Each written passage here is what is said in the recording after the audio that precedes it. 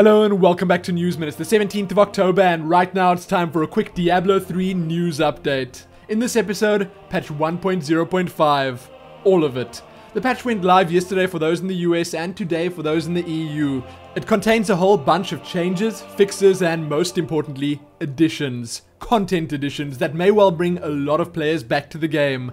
Now it would be foolish of me to even try cover each and every single note here and now, but hey, we can check the big and interesting ones out. Let's do it. Starting from the top, the big new features being added are Monster Power and the Infernal Machine.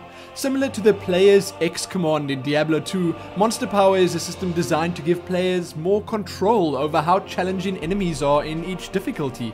With this system, we can choose to increase the health and damage of monsters according to different power levels, and in return, we'll receive scaling bonuses to experience as well as boosts to magic and gold find, and this will all stack above the 300% cap.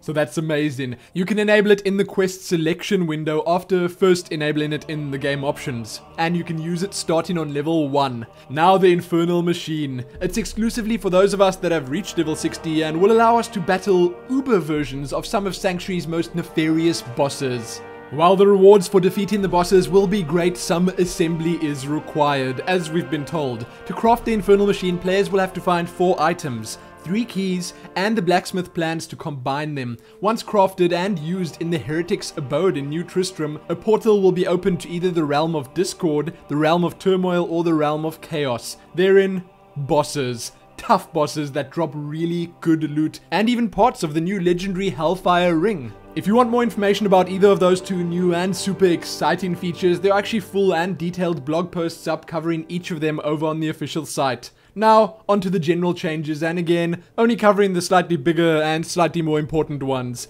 There were a whole bunch of changes made to Resplendent chests and major in-game events and how they work in Inferno difficulty. Good changes. Changes that'll let us get more loot and stacks. Worry not.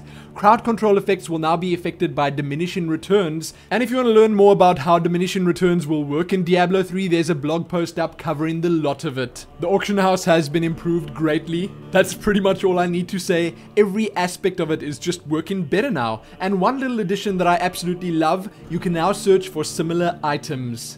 Haha, that makes things so much easier. In the BattleNet changes, there are just a few slightly smaller UI and I guess quality of life improvements. Things like you can now customize your banner in-game while in town.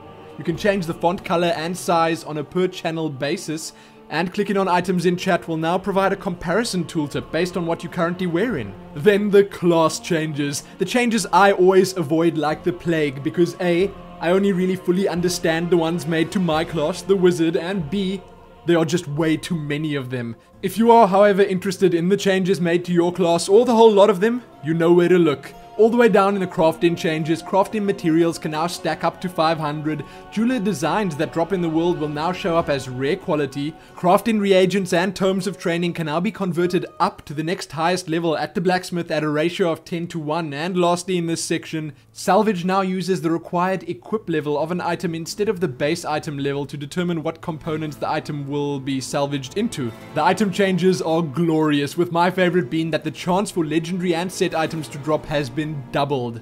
That's just amazing. Then, added to that, the location of legendary items will now be marked by a column of light and appear as a ping on the minimap for the first time they drop. Items below item level 58 no longer drop in Inferno difficulty, and lore books will now appear light blue instead of green when dropped on the ground.